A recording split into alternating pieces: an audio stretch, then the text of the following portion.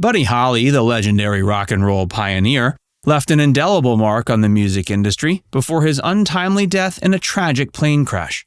But behind the scenes, there was a woman who played a crucial role in preserving his legacy, Maria Elena Holly, his devoted wife. While her dedication to Buddy's memory is well known, one question has lingered. Why didn't she attend his funeral? In this video, we'll delve into the real reason behind the absence, uncovering the heartbreaking truth. Whirlwind romance. In June of 1958, a young Puerto Rican woman named Maria Elena Santiago was working as a receptionist at the New York offices of Pure Southern Music, a song publishing company. Her aunt, Pravi Garcia, headed the Latin music division there. One day, an up-and-coming musician named Buddy Holly came to the office for an appointment. According to Maria Elena, it was love at first sight for both of them. She didn't even recognize Holly at first, unaware of his recent hits like That'll Be the Day. After chatting with the reception desk, Holly boldly asked Maria Elena out to dinner. She declined due to company policy about fraternizing with music clients. But Holly managed to charm her aunt and get a reference. He soon convinced Maria Elena to have dinner with him that night at PJ Clark's restaurant. During their first date, Holly gave her a red rose and proposed marriage. Though skeptical of his impulsiveness at first, she accepted. Within 2 weeks, the couple wed in Lubbock, Texas, in August 1958. Holly's marriage to his Puerto Rican bride was not made public until after his death. The newlyweds settled in Greenwich Village, where Holly eagerly pursued plans for his musical future. According to Maria Elena, he wanted to start his own record label, publish songs, and write movie scores. She found his ambitious nature exhilarating, but worried he was trying to do too much too quickly. But Holly was confident and determined to succeed on his own terms. Tragically, their marital bliss was short-lived. Just 6 months after their wedding, Holly embarked on a winter tour through the Midwest in early 1959. A pregnant Maria Elena had planned to join him on the road before Holly insisted she stay home and rest.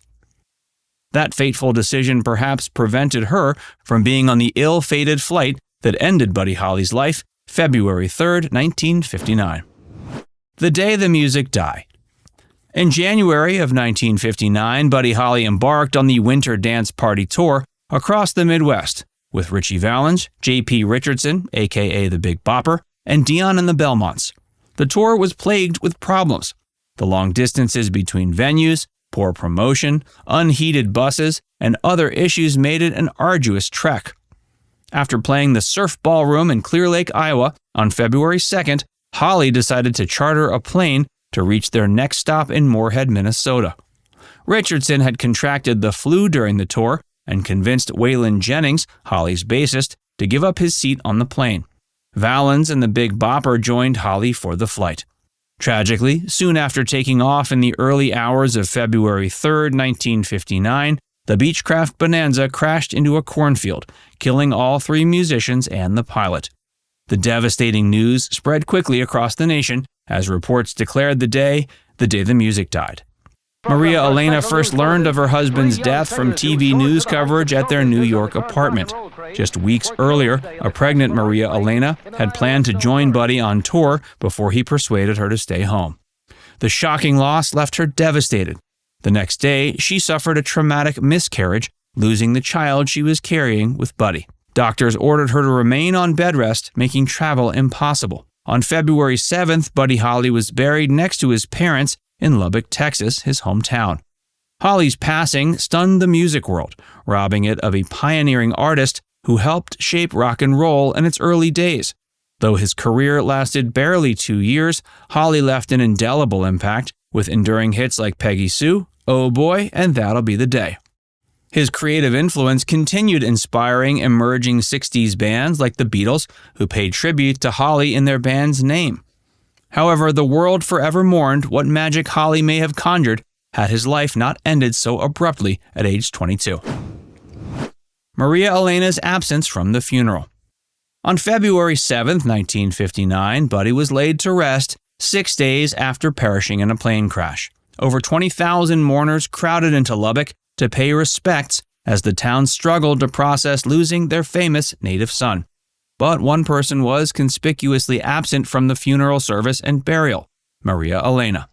Still recovering from both grief and trauma, the doctors ordered Maria Elena to remain in bed rest in her New York apartment. Thus, making the long journey to Lubbock for her husband's funeral proceedings was medically impossible. She also later cited emotional reasons for not attending the service.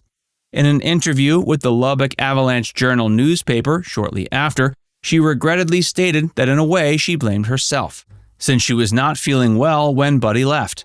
Maria Elena explained she had been 2 weeks pregnant and wanted Buddy to stay with her, but he had scheduled the tour.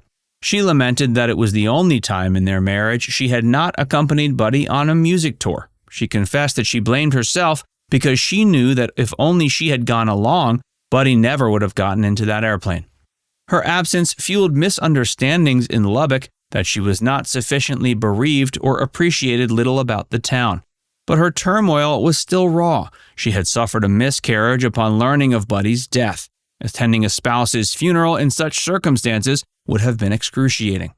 Moreover, as a Puerto Rican woman, she faced prejudice in the conservative Texas town unaccustomed to people of color. While Holly pushed boundaries with his progressive rock and roll, Lubbock still clung to segregationalist sentiment of the late 1950s. Critics also deemed her unworthy for marrying Holly after knowing him for only 2 weeks. Her painful healing journey. In the years following Buddy's death, his young widow, Maria Elena, struggled to cope with the sudden devastation. She had to navigate profound grief while recovering from both losing her husband and miscarrying their child. At just 22, she was forced to rebuild her entire life.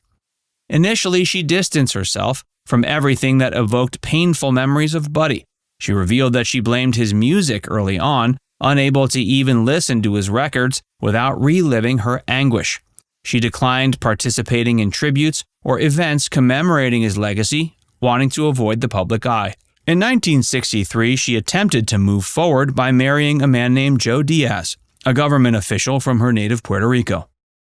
Sadly, the relationship crumbled within a few years, ending in divorce. She realized she still wasn't ready to let go of Buddy's memory. Eventually, Joe Diaz became a supportive friend that encouraged Maria Elena to reconnect with fans to share her story. Though reluctant at first, she came to see it as her obligation to help guard Buddy's musical legacy so that new generations could discover his work. When the biopic The Buddy Holly Story was released in 1978, Maria Elena attended the Dallas premiere, moved by how accurately the film depicted their whirlwind romance. She also slowly gained perspective that keeping Buddy's spirit alive need not overshadow her own life. She credited her children and second husband for convincing her that she could honor Buddy without remaining anchored to the past. Though the grief never fully disappeared, she learned how to cherish the brief but intense time she shared with her first husband. Letting the world reconnect with Buddy also allowed Maria Elena to heal. Now it's time to hear from you. What's your favorite song from Buddy Holly? And do you think he would have been famous for a long time had he lived? Or would he have had a short career? Let us know in the comment section below.